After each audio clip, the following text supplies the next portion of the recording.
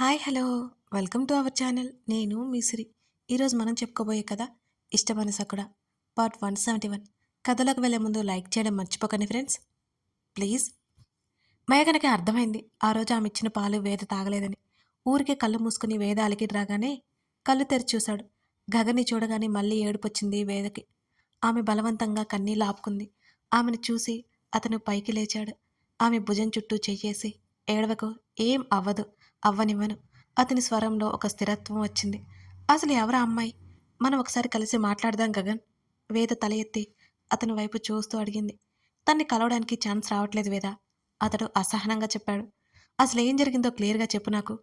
వేద కళ్ళు తుడుచుకుంటూ అడిగింది. ముగ్గురు అక్కడే నడుస్తున్నారు. ఆ రోజు వాడు ప్రాక్టీస్కి వెళ్ళాడు అని ఒక క్షణం ఆగి మిషల్ని ఆ రోజు రెస్టారెంట్లో కలిశాడని, ఆమెని డ్రాప్ చేస్తానన్న వంకతో కారులో ఎక్కించుకొని హోటల్కి తీసుకువెళ్ళి బలవంతం చేశాడని చెప్తున్నారు అని గగన్ నిర్లిప్తంగా చెప్పాడు. హర్ష ఏం చెప్తున్నాడు? వేద వణుకుతున్న గొంతుతో అడిగింది.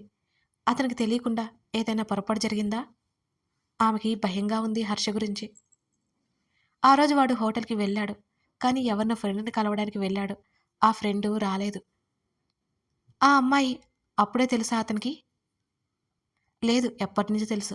కానీ ఆ అమ్మాయి అప్పుడే తెలుసని వాదిస్తోందట. ఇదంతా పబ్లిక్‌లో ఉండదు కదా! అతను వేద నుంచి దూరం జరిగి నడుం మీద చేయి పెట్టుకుని మరో చేత్తో నుదురు రుద్దుకుంటూ ఆలోచిస్తున్నాడు. నేను ఆ అమ్మాయిని ఎక్కడో చూశాను. గగన్ చూపించిన ఫోటో గుర్తు చేసుకుంటూ చెప్పింది వేద. వాడు అదే అంటున్నాడు. ఆ అమ్మాయి వాడికి ఎప్పటినుంచో తెలుసని, ఇప్పుడు అబద్ధం చెప్తోందని అని అన్నాడు గగన్. వాళ్ళందరికీ తెలిసిన కామన్ ఫ్రెండ్‌గా ఎవరైనా ఉన్నారా? వేద ఆశగా చూసింది గగన్ వంక. లేదు వేద, నేను ఇవన్నీ కనుక్కున్నాను. అంకుల్ కూడా చాలా బాధపడుతున్నారు. హర్ష మిస్టేక్ చేశాడని పక్కా ప్రూఫ్స్ చూపిస్తోంది ఆ అమ్మాయి. రేపు అటెంప్ట్ అయినట్టు డాక్టర్స్ కూడా సర్టిఫికెట్స్ ఇచ్చారు అనగానే వేదకి ఒక్కసారిగా బాధ కమ్ముకొచ్చింది. ఆమెను అక్కడే ఉంచడం అతనికి కరెక్ట్గా కాదనిపించింది. ఈ మధ్యకాలంలో ఆమె బాగా సన్నబడినట్టుంది. ఆమె కళ్ళు నిద్రలేక లోపలికి పోయినట్టున్నాయి. ఆమె పెదవులు ఎండిపోయి ఉన్నాయి. ఆమె మీద ఆమె శ్రద్ధ లేనట్టుగా ఉంది వేద పరిస్థితి. మీరు వెళ్ళి పడుకోండి, గగన్ చెప్పాడు. ఇంత రాత్రి వెళ్తావా? మేఘన వద్దన్నట్టు చూసింది. అతను వేద కోసమే అక్కడికి వచ్చాడు నిజానికి. అతను ఒక క్షణం ఆలోచించి, మీరు నాతో బయలుదేరండి అని అన్నాడు గగన్. ఇద్దరూ ఆశ్చర్యంగా చూశారు. అతనికి కొంచెం అనుమానంగా ఉంది. హర్షని ఇరికిస్తున్నారంటే హర్ష చుట్టూ ఉన్న వాళ్ళకి తెలిసే ఉంటుంది కదా. వేదని మేఘర్ని ఒంటరిగా వదలాలి అనిపించలేదు గగన్కి. పర్లేదు గగన్, నువ్వెళ్ళు. వేద చెప్పగానే అతను ఒప్పుకోలేదు. నేను కారులో వెయిట్ చేస్తూ ఉంటాను. ప్రస్తుతం అక్కడికి వచ్చేయండి, తర్వాత చూసుకుందాం. అతను కారు వైపు నడిచాడు. మేఘన వేద కాసేపు ఆలోచించి ఇద్దరూ వెళ్ళడానికి నిర్ణయించుకున్నారు. అందరూ గగన్ ఇంటికి చేరుకున్నారు. అక్కడికి వెళ్ళగానే సోఫా మీద ఉన్న హర్ష టీషర్ట్ కనిపించింది వేదకి. దాన్ని పట్టుకుని హత్తుకోవాలనిపించింది. ఆమె బలవంతంగా తన్ను తాను తమాయించుకుని నిగ్రహించుకుని మేఘనతో పాటు గదిలోకి వెళ్ళింది వేద. మరో 2 రోజుల తర్వాత హర్ష కలవడానికి వేద మేఘన కూడా వెళ్లారు పోలీస్ స్టేషన్కి. హర్ష ఎవరితో మాట్లాడడానికి ఇష్టపడట్లేదు. అక్కడ జయరాం కూడా ఉన్నాడు, అడ్వకేట్ కూడా ఉన్నాడు. వాళ్ళు మాట్లాడుతున్నారు. గగన్ కూడా అక్కడే ఉన్నాడు. హర్షని చూడాలని ఆశగా ఉంది వేదకి. కేవ్స్ దగ్గర వారిద్దరికీ వాదన జరిగినప్పటి నుంచి ఇద్దరు మాట్లాడుకోలేదు. వేదిక అతన్ని చూసి కాసేపు మాట్లాడి ధైర్యం చెప్పి రావాలనిపించింది. కాదు కాదు, తను ధైర్యం తెచ్చుకోవాలనిపించింది. గగన్, నేను హర్షతో ఒకసారి మాట్లాడతాను ప్లీజ్. ఆమె అతన్ని పక్కకు పిలిచి చెప్తుంటే ఒక క్షణం ఆమె వైపు చూశాడు అతను. హర్షని ఇంత సిన్సియర్గా ఇష్టపడుతుందా? గగన్ ఆశ్చర్యపోయాడు. ఏ రోజు ఆమెతో సరిగ్గా మాట్లాడినట్టు కూడా అతను చూడలేదు. ఎప్పుడూ వేదన ఏదో ఒకటి అంటూనే విసిగిస్తూనే ఉంటాడు. గగన్, ఆమె మళ్ళీ పిలవడంతో తేరుకుని ఆఫీసర్తో మాట్లాడి హర్ష దగ్గరికి తీసుకెళ్లాడు వేదన్. హర్ష రూపురేఖలు కూడా మారిపోయి ఉన్నాయి. గగన్ని చూడగానే నవ్వాడు. వేదను చూసి ఒక్కింత ఆశ్చర్యపోయాడు హర్ష. త్వరగా మాట్లాడిరా. గగన్ హర్ష చేతిని ఒకసారి పట్టుకుని వదిలి అక్కడి నుంచి వెళ్ళాడు. ఇద్దరూ ఒకరినొకరు చూసుకున్నారు. ఏదో మాట్లాడాలనిపిస్తుంది కానీ అదేంటో అర్థం కావట్లేదు. నెమ్మదిగా తలుపు నుంచి అతని చేతిని పట్టుకుంది వేద. నీకేం కాదు హర్ష, నువ్వు నిర్దోషిగా తిరిగి వస్తావు. ఆ మాట చెప్తున్నప్పుడు ఆమె గొంతు వణికింది. ఆ విషయం నాకు తెలుసు. హర్ష మాటలకి ఆమె ఆశ్చర్యంగా చూసింది. ఏంటి అని అడిగింది. ఎస్, నేనేం తప్పు చేయలేదు. గగన్ ఉన్నాడు, మా డాడీ ఉన్నారు అన్నాడు నిశ్చింతగా అతను. తప్పు చేయకపోయినా ఎంతమందికి శిక్ష పడట్లేదు. అసలు మొదటి తప్పు అడ్డమైన వాళ్ళ అందరితో స్నేహం చేయడం. వేదకి ఒక్కసారిగా ఆవేశం పొంగింది. అబ్బా, ఇప్పుడు నీ క్లాస్ నేను వినలేను అని ముఖం వికారంగా పెట్టుకున్నాడు హర్ష.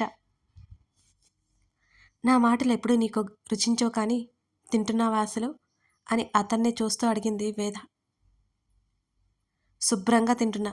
నువ్వేంటి ఇలా ఉన్నావు? ఇంకా రాత్రులు కూడా చదువుతూనే ఉన్నావా? ఏదో నిర్జీవంగా ఉన్నట్టున్న వేదను చూస్తూ అడిగాడు హర్ష. అతని కోసమే అలా అయిపోయిందని ఆమె చెప్పలేదు. అతను తెలుసుకోలేడు. అవును, ఆమె అతన్ని చూస్తూ చెప్పింది.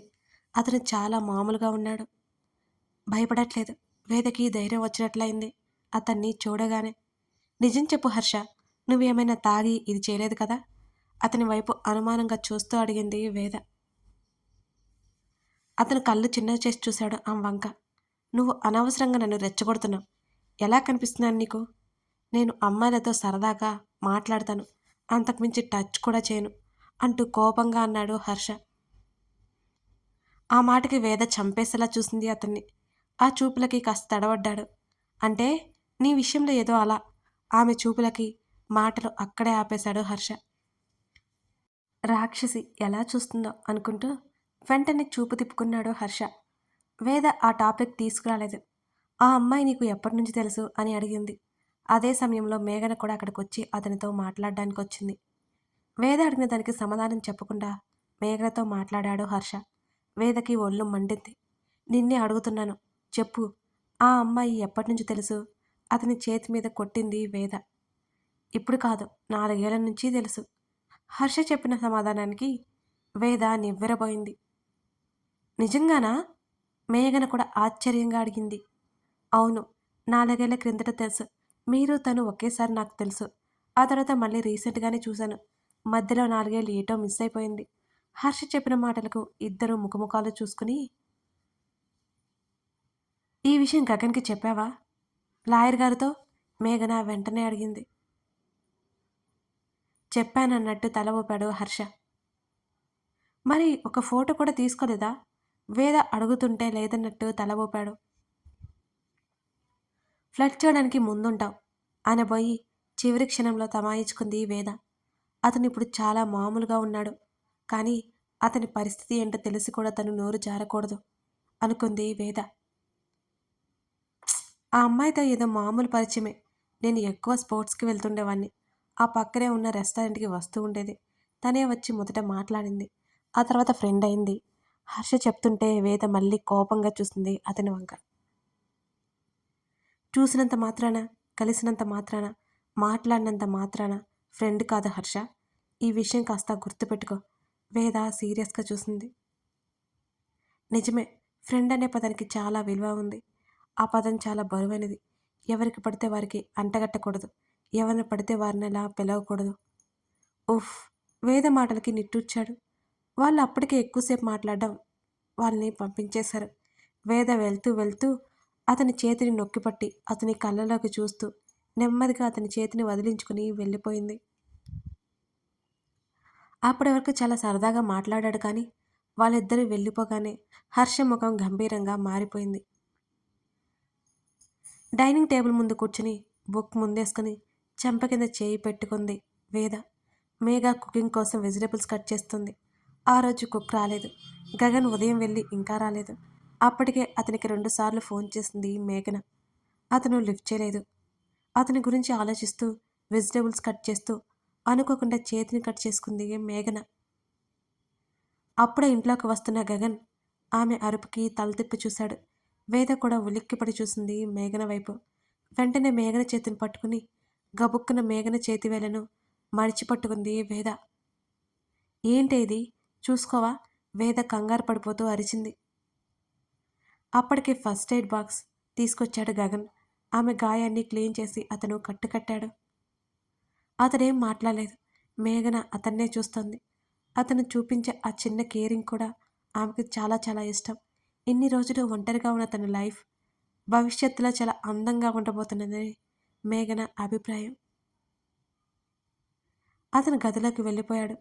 ఫ్రెష్ అయి వాలాడు. ఈ మధ్య తన తల్లితో కూడా సరిగ్గా మాట్లాడలేదు. రేవతి కూడా కాల్ చేసింది. అతను పనిలో ఉన్నానని కట్ చేశాడు. తల్లితో మాట్లాడాడు. తల్లికి తండ్రికి విషయం అంతా చెప్పి కాసేపు మాట్లాడి కాల్ కట్ చేశాడు గగన్.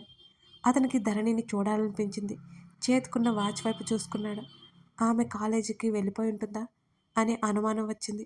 అతను రేవతికి కాల్ చేశాడు. తన ఎగ్జామ్స్ అయిపోయాయి. ధరణి ఇంట్లోనే ఉంది. హాల్లో ఉన్న రేవతి ఫోన్ మోగింది. ఆమె ఫోన్ చేతిలోకి చూడగానే గగన్ అని అర్థమైంది. ఆమె లిఫ్ట్ చేయాలి అనుకోలేదు. అతను నవ్వుతున్న ఫోటో స్క్రీన్ మీద స్పష్టంగా కనబడుతోంది.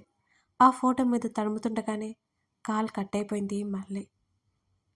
ఫోన్ మోగుతుంటే వినిపించుతానే నీకు? రేవతి అరుస్తూ వచ్చింది బయటికి. ధరణి కాలు పైకి పెట్టుకుని కూర్చుని ఆమెకి ఫోన్ ఇచ్చింది. నా చేతులకు పిండి ఉంది. ఎవరో చూసి కాల్ బ్యాక్ చేయి రేవతి చెబుతుంటే ధరణి కాల్ చేసి వెంటనే మొబైల్ని రేవతి వైపు తిప్పింది. అది వీడియో కాల్ కావడంతో గగన్ని చూడగానే రేవతి నవ్వింది. అతను పలకరించాడు కానీ అతను చాలా అలసిపోయినట్టున్నాడు. అలాగే కనిపిస్తున్నాడు. ఏమైంది కన్నా?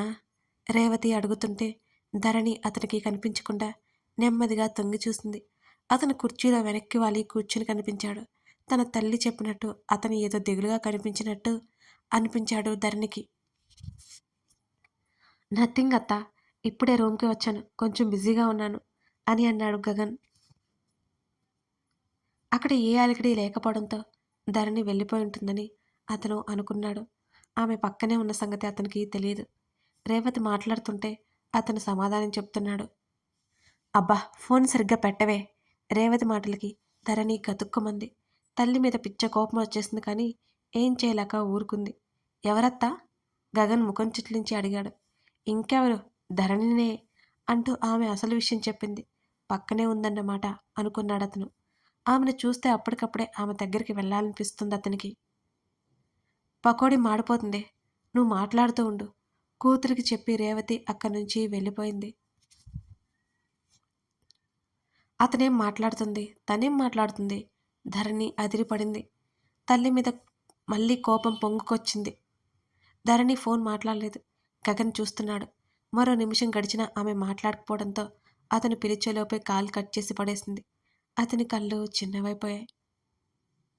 అతను తిరిగి కాల్ చేస్తుండగానే మేఘన రూంలోకి రావడంతో అతను ఆ ప్రయత్నాన్ని విరమించుకున్నాడు. ఇంటికి వెళ్ళాక చెప్పాలి ధరణి పని అనుకున్నాడు మనసులోనే. తను కాల్ కట్ చేయాలనుకోలేదు. పాపం ధరణి. ఆమె చేయి తగిలి కట్ అయిపోయింది. తను చేసిన ఈ పనికి అదంతా అతను ఎంత కోపంగా ఉంటాడా అని ఆమె తెగ భయపడిపోయింది. కథ కొనసాగుతోంది. నాకు కొంచెం కోల్డ్ అండి, వాయిస్ చేంజ్ అయింది, అడ్జస్ట్ అవ్వండి. కథ నచ్చితే లైక్ చేసి కామెంట్ చేయడం మర్చిపోకండి.